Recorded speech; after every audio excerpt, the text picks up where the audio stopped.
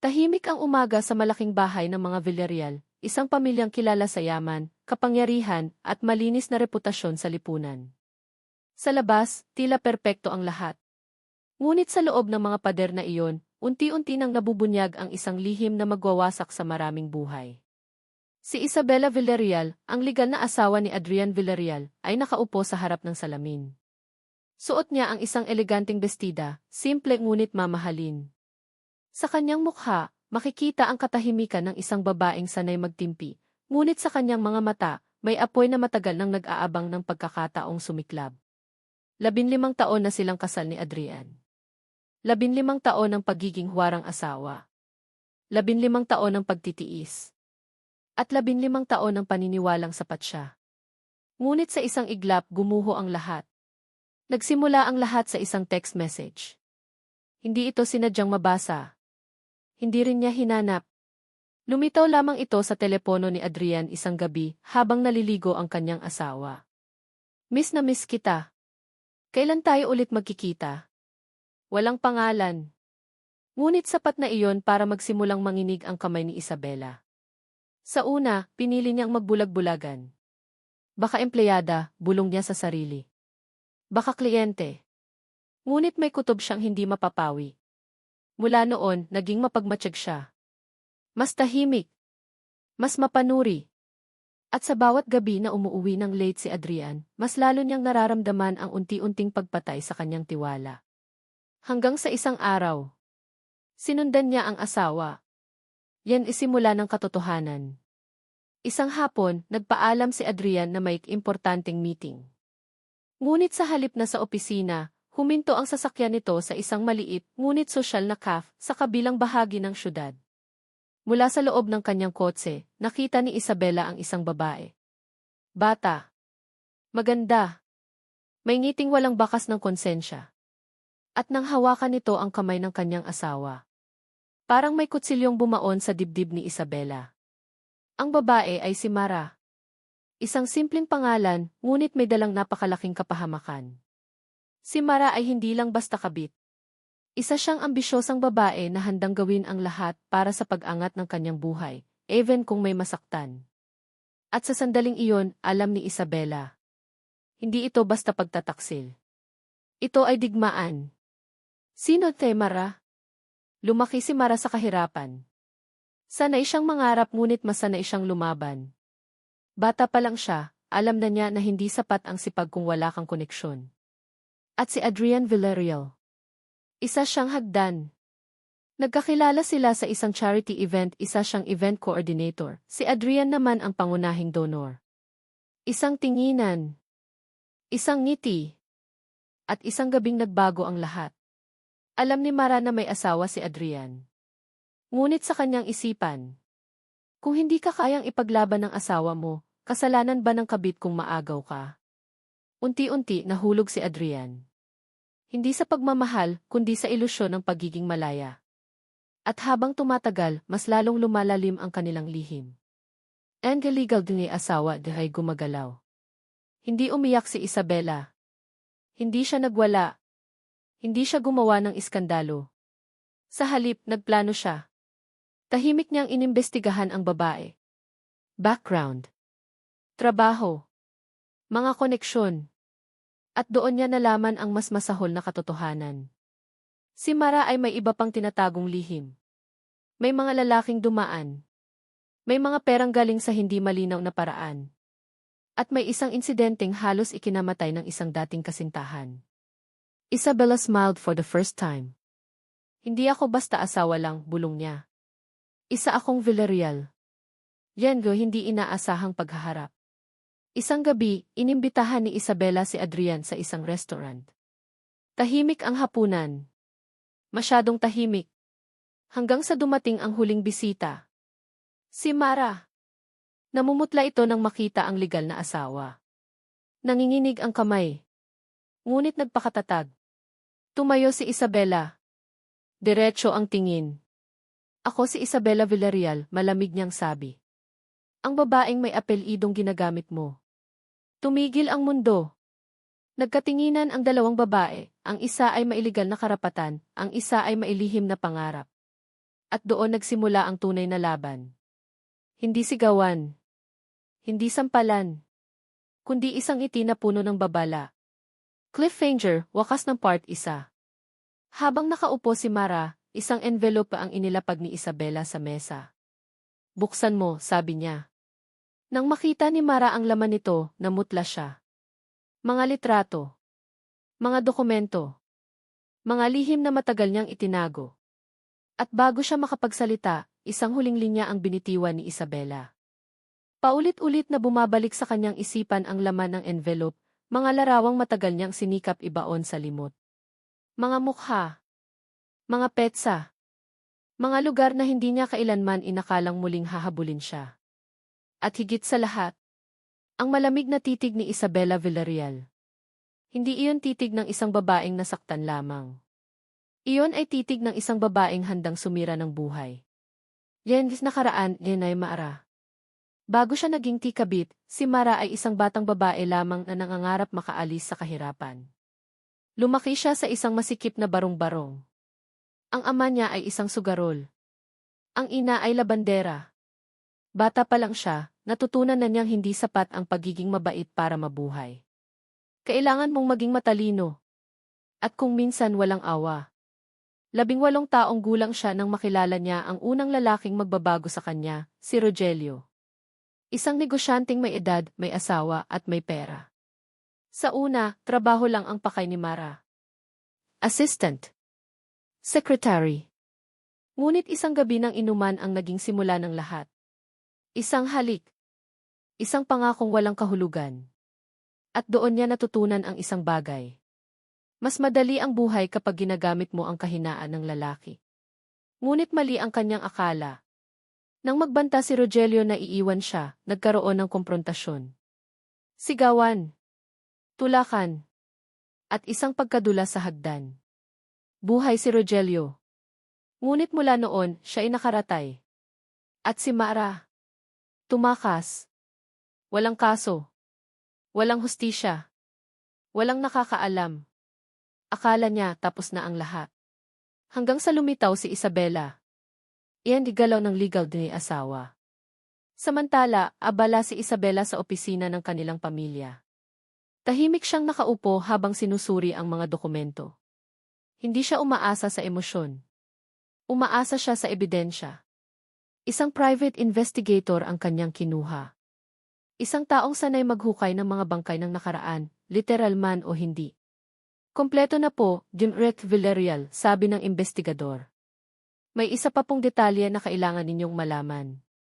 Isang pangalan ang lumabas sa papel. Rogelio Mendez. Buhay. Nasa isang pribadong ospital. At may kakayahang magsalita kung gugustuhin. Napangiti si Isabela. Hindi ako makikipaglaban gamit ang kamao, bulong niya. Makikipaglaban ako gamit ang katotohanan. Adrian, nagitna ng gulo. Si Adrian Villarreal ay unti-unting nawawala sa sarili. Sa trabaho, palpak ang desisyon. Sa bahay, malamig ang asawa. Kay Mara, puro takot na ang nararamdaman. Isang gabi, kinompronta siya ni Mara. Ano bang sinabi ng asawa mo? Galit na tanong niya. Bakit parang may alam siya? Tahimik si Adrian. At sa katahimikang iyon, naramdaman ni Mara ang unang patak ng pagkatalo. Adrian, umiiyak niyang sabi. Kung iiwan mo ako, tapos na ako. At doon niya napagtanto. Hindi siya mahal ni Adrian. Kinakailangan lang siya. Yan paghahanda ng bitag. Isinagawa ni Isabela ang susunod na hakbang. Isang charity gala, malaki, marangya at puno ng media. At inimbitahan niya si Mara bilang the special guest. Hindi makatanggi si Mara. Nasa listahan ang pangalan niya. May formal na imbitasyon. May kamera. May mata ng publiko. At sa gabing iyon, nagsuot si Isabela ng pulang bestida, kulay ng babala at kulay ng dugo. Habang papasok si Mara sa bulwagan, ramdam niya ang bigat ng bawat hakbang. Parang alam ng paligid na may mangyayaring masama. Yan publikong pagguho. Sa gitna ng programa, tumayo si Isabela sa entablado. Ngayong gabi, Anya. Ipinagdiriwang natin ang katotohanan. Nagpalakpakan ang mga bisita. At saka lumabas ang malaking screen. Isang slideshow. Mga litrato ni Adrian at Mara. Mga hotel. Mga petsa. Mga halik. Nagkagulo ang bulwagan. Si Adrian ay namutla. Si Mara ay nanigas. Ngunit hindi pa tapos si Isabela. At higit sa lahat, dagdag niya. Ipinagdiriwang natin ang hustisya para sa mga taong pinatahimik. Lumabas ang pangalan ni Rogelio Mendez. Isang bulong ang kumalat. Isang sigaw. Isang eskandalo. At sa likod ng bulwagan dumating ang mga pulis. Engs pagtakas. Sa gitna ng kaguluhan tumakbo si Mara. Hindi siya lumingon. Hindi siya humingi ng tawad. Takot ang nasa isip niya. Takot na muling bumalik sa impyernong kanyang tinakasan. Ngunit habang tumatakbo siya sa madilim na eskinita, may humarang sa kanya. Isang lalaking hindi niya inaasahan. Si Rogelio. Naka-wheelchair. Ngunit buhay. At galit. Mara, mahinahon ngunit mabigat niyang sabi. Matagal kitang hinintay. Umalingaw-ngaw ang putok ng baril sa madilim na eskinita. Isang tunog na tila nagpahinto sa mundo. Napaatras si Mara, nanginginig ang buong katawan. Ramdam niya ang init ng bala habang tumama ito sa pader ilang pulgada lamang mula sa kanyang ulo. Nagsisigawan ang mga tao sa di kalayuan, ngunit sa sandaling iyon, parang sila lamang ni Rogelio ang natitira sa mundo. Huwag kang gagalaw, mahinang sabi ng lalaki. Naka-wheelchair siya, ngunit ang mga mata niya ay puno ng galit, galit na 15 taon niyang kinimkim. Akala mo ba, patuloy niya, makakatakas ka habang buhay? Humahagulgol si Mara. Hindi dahil sa pagsisisi, kundi dahil sa takot. Yan di gabi ng pagbabalik. Maraming gabi ng pinlano ni Rogelio ang sandaling ito. Mula sa kama ng ospital, araw-araw niyang iniisip ang mukha ng babaeng sumira sa kanya. Ang babaeng nagtulak sa kanya sa hagdan at iniwang halos patay. Hindi siya nakapagsalita ng maraming taon. Hindi siya pinaniwalaan. At habang si Mara ay umaangat sa buhay, siya naman ay nabubulok sa katahimikan. Ngunit dumating ang pagkakataon. Isang babaeng nagngangalang Isabela Villarreal ang lumapit sa kanya. Isang babaeng elegante, ngunit may matang mas delikado pa sa kutsilyo. Hindi kita ilalagay sa panganib, sabi ni Isabela noon. Gusto ko lang ang katotohanan. At ang katotohanan ay sandata. Yengs pagkahuli. Bago pa makagalaw si Mara, umalingaw-ngaw ang mga sirena. Dumating ang pulis. Sa loob ng ilang segundo, napalibutan ang eskinita. Nakataas ang mga baril. Nakatuon ang ilaw sa kanyang mukha. Miss Mara Santos, sigaw ng isang pulis. Inaaresto ka namin sa kasong attempted murder, estafa, at obstruction of justice. Napaluhod si Mara. Hindi ito ang katapusan na inakala niya. Ngunit simula ito ng mas madilim na bangungot. Yengs pagkabasag ng pangalan. Kinabukasan, naging headline ang pangalan ng Villarreal. Business tycoon involved in infidelity scandal. Mistress arrested after charity gala chousty. Wife exposes truth behind perfect marriage. Si Adrian Villarreal ay tila nawalan ng kaluluwa. Tinanggal siya bilang si. Iniwasan ng mga kaibigan. At sa bahay, hinarap niya ang isang asawang hindi na niya kilala. Bakit mo ito ginawa? Nanginginig niyang tanong kay Isabela. Tahimik si Isabela. Dahil pinili mo, malamig niyang sagot. Pinili mo siyang sirain ako. At sa unang pagkakataon, napagtanto ni Adrian. Hindi siya ang biktima. Isa siyang dahilan. Yengs babaeng walang luha. Hindi umiyak si Isabela kahit minsan. Kahit noong lumabas ang lahat. Kahit noong masira ang kanilang pangalan. Kahit noong umalis si Adrian sa bahay. Para sa kanya, tapos na ang yugto ng pagdurusa. Ito na ang yugto ng pagkontrol. Tahimik niyang inayos ang mga ari-arian. Mga account. Mga legal na hakbang. Lahat ay nasa kanya. At sa bawat papel na kanyang pinipirmahan, mas lalo niyang nararamdaman ang kanyang lakas. Loob ng selda. Sa loob ng malamig na kulungan, nakaupo si Mara sa sulok. Hindi siya sanay sa katahimikan. Hindi siya sanay sa kawalan ng kontrol. Ang mga babaeng kasama niya sa selda ay may kanya-kanyang kasalanan, ngunit lahat sila ay may iisang titig, pagod at talunan. Isang gabi, nilapitan siya ng isang babae. Bago ka dito, sabi nito. May hinahanap ka ba? Napatingin si Mara. Pag-asa. May kailangan akong kausapin, bulong niya. Isang lalaki. Pangalan niya si Adrian Villarreal. Ngumiti ang babae. At ano ng kapalit? Sa unang pagkakataon sa buhay ni Mara, wala na siyang maipapangako. Yan galihim de barahan. Ngunit hindi tapos ang laro. May isang bagay si Mara na hindi alam ni Isabela. Isang video. Isang gabing magkasama sila ni Adrian. At isang lihim na kasunduan na maaaring sumira sa mas maraming buhay. Habang nakaupo siya sa selda, ngumiti si Mara. Kung babagsak ako, bulong niya. Isasama ko kayo. Iyan is paghahanda de hukuman. Samantala, naghahanda si Isabela para sa huling yugto. Ang korte. Hindi lang laban sa kabit, kundi laban sa lalaking minsang pinili niya. May ebidensya siya. May mga saksi. At higit sa lahat, may tiyaga. Ngunit sa likod ng kanyang matatag na mukha, may bumabagabag sa kanya. Isang tanong.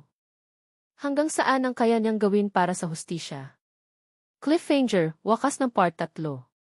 Isang umaga, habang papasok si Isabela sa kanyang opisina, may isang sobre sa kanyang mesa. Walang pangalan. Walang address. Isang itsbu lamang ang laman. Pagbukas niya ng file, namutla siya. Dahil sa screen, siya ang nasa video. At isang boses ang maririnig. Nanlamig ang buong katawan ni Isabela Villarreal habang nakatitig sa screen ng kanyang laptop. Paulit-ulit na umaandar ang video. Isang madilim na silid.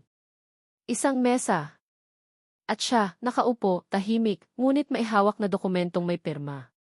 Isang pirma na hindi kailanman dapat makita ng iba. Hindi ito edited. Hindi ito gawa-gawa. Ito ay totoo. At sa loob ng ilang segundo, gumuho ang imahe ng babaeng inakala niyang ganap na malinis. This video din hindi dapat umiiral. Hindi malinaw kung sino ang nag-record. Ngunit malinaw ang boses.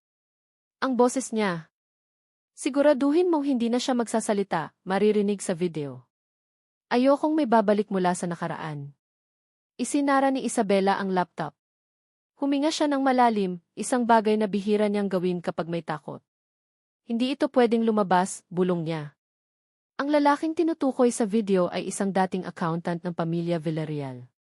Isang taong nalaman ang mga iligal na galaw ng kumpanya noong mga unang taon nito. Hindi siya pinatay. Ngunit pinatahimik. Binayaran. Tinakot. Pinadala sa ibang bansa. Isang kasunduang ginawa para iligtas ang pamilya. At ngayon, ginagamit ito laban sa kanya. Yan giisip nila Isabela.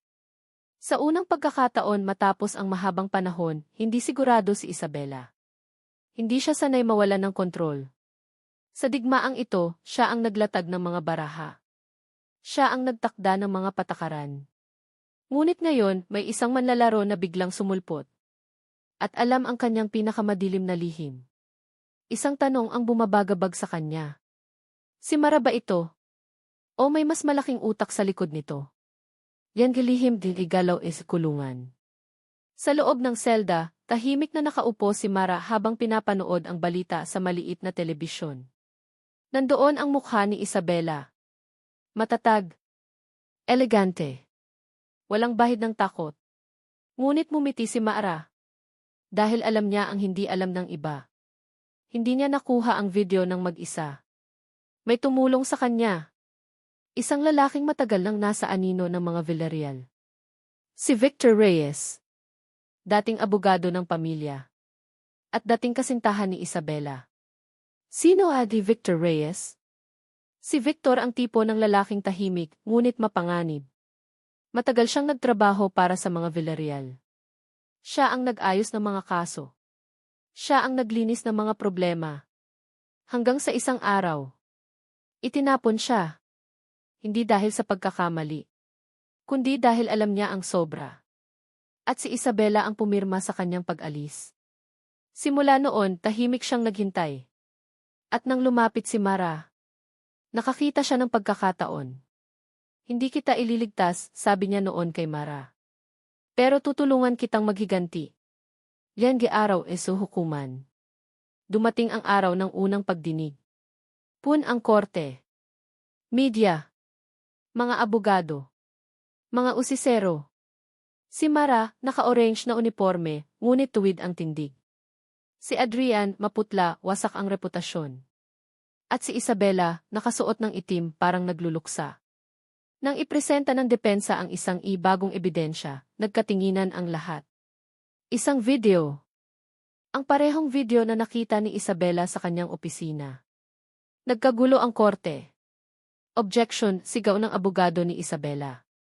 Ngunit huli na. Nakita ng lahat ang ilang segundo ng footage. Hindi buo. Ngunit sapat para magduda ang mundo. Yan pagbabalik ng apoy. Pagkatapos ng pagdinig, hinarap ni Isabela ang media. Hindi ako perpekto, sabi niya. Ngunit hindi ako kriminal. Ngunit sa likod ng kanyang mga salita, may nagbabagang galit. Hindi na ito tungkol kay Mara. Hindi na ito tungkol kay Adrian. Ito ay tungkol sa pagbawi ng kontrol. At alam niya kung sino ang dapat hanapin. Iyan tawag dilim. Isang gabi, tumawag ang isang pribadong numero. Matagal na, sabi ng boses sa kabilang linya. Victor, malamig na sagot ni Isabela. Hindi mo na dapat ito ginagawa, dagdag niya. Dapat mo sanang naisip yan, sagot ni Victor. Bago mo ako sinira. Tahimik ang linya. At sa katahimikang iyon, alam ni Isabela. Hindi ito matatapos sa korte. Guhuling bitag. Tahimik na gumalaw si Isabela.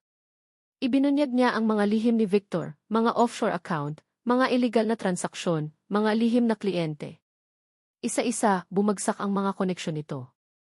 At sa loob ng kulungan, naramdaman ni Mara ang pagbabago. Hindi na siya dinadalaw. Hindi na siya sinasagot. Iniwan siya. At doon niya naramdaman ang tunay na takot. Desperasyon ng kabit. Sa huling pag-uusap nila ni Victor, galit na galit si Mara. Pinangako mong tutulungan mo ako, sigaw niya. At tinulungan kita, sagot ni Victor. Ngayon, ililigtas ko ang sarili ko. At ibinaba ang tawag. Sa sandaling iyon, alam ni Mara. Wala na siyang kakampi. Ngunit may natitira pa siyang isang baraha. Isang lihim na mas masahol pa sa video. Tahimik ang loob ng korte. Hindi ang katahimikang payapa. Kundi ang katahimikang nagbabadya ng katapusan. Nakatayo si Isabela Villarreal, tuwid ang likod, ngunit mabigat ang dibdib. Sa kabilang panig, nakaupo si Mara, ang babaeng minsang tinawag na kabit, ngayon ay isa ng akusado na wala nang maitago. At sa gitna nilang dalawa, si Adrian Villarreal. Ang lalaking naging dahilan ng lahat. Araw ng hatol. Tumayo ang hukom. Ang kasong ito, anya, ay hindi lamang tungkol sa pagtataksil. Ito ay tungkol sa kasakiman, pananahimik at mga desisyong sumira ng buhay. Isa-isang binasa ang mga ebidensya. Ang mga larawan. Ang mga dokumento. Ang video. At ang pirma ni Adrian. Sa bawat salitang binibigkas ng hukom, tila lalong lumulubog ang mukha ni Adrian. Hindi na siya ang makapangyarihang negosyante. Isa na lamang siyang lalaking nahubaran ng dangal. Pagbunyag ng huling lihim. Tumayo ang abogado ng depensa ni Mara. Your Honor, anya, may huling ebidensya po kaming ihaharap. Nagkagulo ang korte. Isang audio recording ang pinatugtog. Boses ni Adrian. Kung magsasalita siya, tapos tayong lahat, maririnig. Kailangan mo nang ayusin yan. Tahimik ang buong silid. Napapikit si Isabela. Sa sandaling iyon, alam niyang ito na ang katapusan ng kasinungalingan. Hindi lang siya ang naglaro ng apoy. Lahat sila ay may hawak na posporo. Pagguhod din ni Adrian. Hindi totoo yan, sigaw ni Adrian, tumatayo. Lahat ng ito ay kasinungalingan. Ngunit huli na. Tumayo si Isabela. Adrian, mahinahon niyang sabi. 15 taon kitang ipinaglaban. Ngayon, panindigan mo naman ang sarili mong kasalanan. Hindi na makatingin si Adrian. Sa unang pagkakataon, wala na siyang masisisi kundi ang sarili. En guhatol aleshi Mara. Hinarap ng hukom si Mara. Sa lahat ng ebidensyang iniharap, Anya. Ikaw ay napatunayang nagkasala sa attempted murder, panlilinlang, at obstruction of justice. Huminga ng malalim si Mara. Hindi siya umiyak. Hindi siya nagmakaawa. Ngumiti lamang siya, isang pagod na ngiti. Matagal ko na pong alam, sabi niya, na ganito ang magiging wakas ko. At sa unang pagkakataon, hindi na siya ang mandaraya. Isa na lamang siyang babaeng natalo ng sarili niyang mga desisyon. Len guhatol alve Adrian. Pagkatapos, hinarap ng hukom si Adrian. Ang korte ay nagpasya, mariing wika, na ikaw ay may direktang kinalaman sa pagtatakip ng iligal na gawain at pananahimik ng mga saksi. Parang gumuho ang mundo ni Adrian. Tinanggalan siya ng lahat. Ari-arian, posisyon at kalayaan. Mula sa tuktok. Sa rehas ng kulungan. Len guhatol ave Isabela. Humarap ang hukom kay Isabela. Isang mahabang katahimikan. Hindi ka inosente, wika nito. Ngunit ikaw ay nakipagtulungan sa katotohanan. Isinara ang kaso laban sa kanya. Ngunit hindi binura ang kanyang konsensya. Malaya siya sa batas. Ngunit hindi sa alaala. Paglabas ng korte. Paglabas ng korte, bumuhos ang ulan. Parang paglilinis ng lahat ng kasalanan. Hindi hinarap ni Isabela ang media. Tahimik siyang naglakad palayo, hawak ang payong, mag-isa. Sa malayo, nakita niya si Mara, nakaposas, isinasakay sa sasakyan. Nagtagpo ang kanilang mga mata sa huling pagkakataon. Walang galit. Walang ngiti. Pagod lamang. Yan guhuling pag-uusap. Sa loob ng bilangguan, ilang araw bago ilipat si Mara, may isang dumalaw. Si Isabela.